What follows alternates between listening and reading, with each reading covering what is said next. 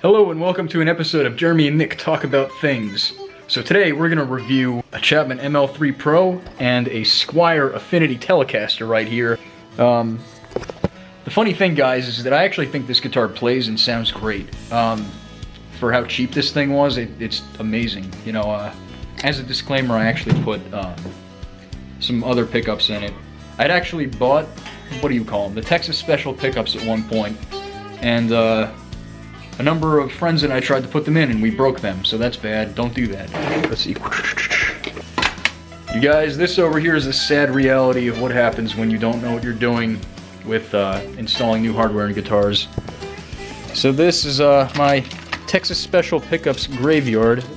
These were, I believe, 160 bucks at Guitar Center, which is just horrible that they are destroyed. Oh, what's wrong with them? They're fried. So here's the overview of this guitar.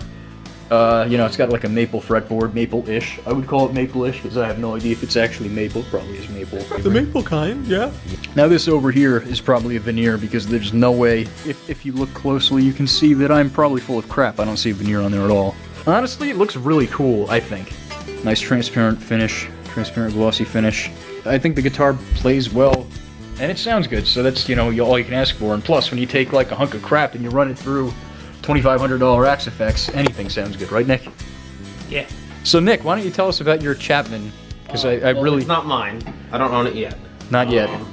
If you've seen my channel, which you should. Story about this guitar. So, if you see me on my channel, you know I usually don't play these kinds of guitars. I play a lot of Gibson, PRS, kind of the double cutaway, and super string. And to me, I've always liked the sounds of Tellies, but I've never played a Telly that was affordable, that I enjoyed playing. And then I found this one. And it wasn't on sale. It wasn't for sale. Those are two very different things. Yeah, basically what we got going on here is, I think it's Swamp Ash. Swamp Ash body, maple neck, Grover tuners, Grover tuners. Pickups. Excuse my ignorance, because, you know, I really don't know much about this guitar. I'm a professor of that. I actually held several degrees in Chapman guitars. So it's got a push coil, but I don't know if this kind of outfit and hairstyle is only permitted to professors of Chapman guitars. Yeah, okay, we're gonna cut to playing now. So...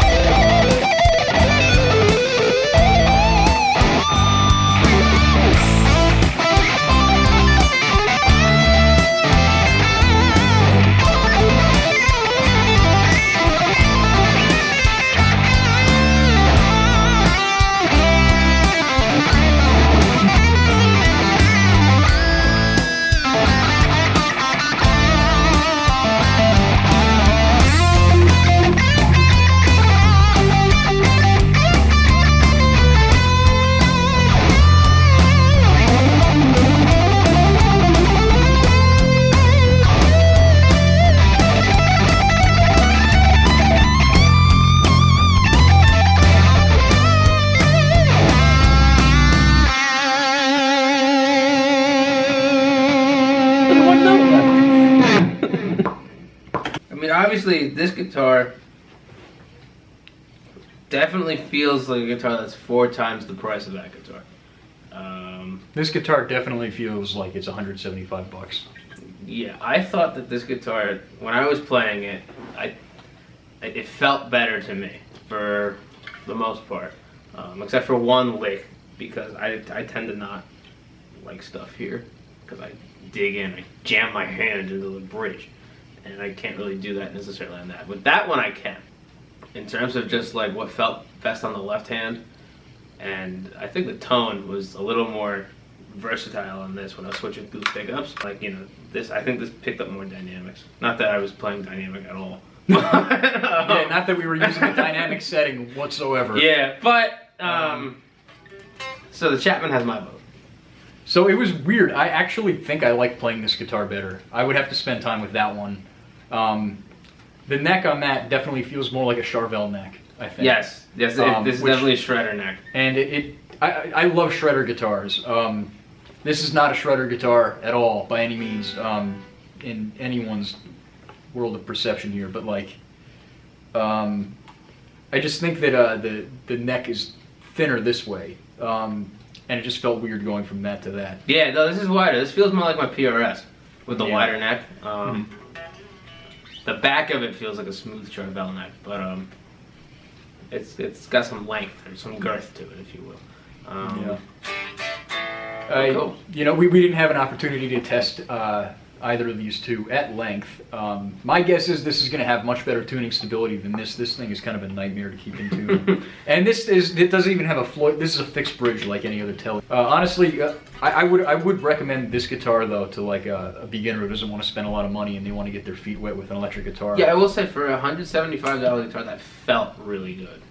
This guitar, it feels great to play. Yeah. It's just kind of like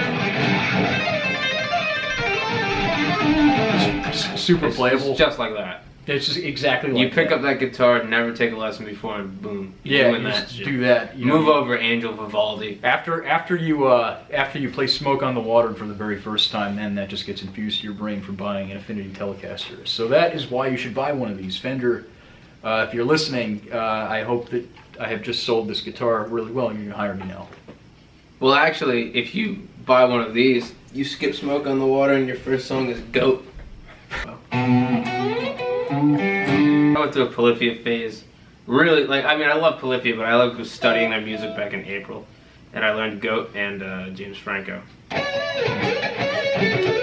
I will say the one thing is, I mean, at least what I'm accustomed to, I don't like shredding on it. Like, it's awkward for me to shred on either of these guitars. Yeah. Because this one, well, I mean, to be fair, this one, I mean, neither of us are used to, really. I played this particular guitar for maybe a combined 5 hours over the last 3 or 4 years of my life, just because my friend owned it. But it's not like I've like sat around with the guitar all the time. And that guitar, I mean, I think I've picked it up a couple times. But me too. I've only picked this up a couple times. Yeah. I'm not really sure why I own this guitar. But maybe I'll play it for the next time we play out, Nick. Maybe, who knows? Maybe. So we're going to part with this.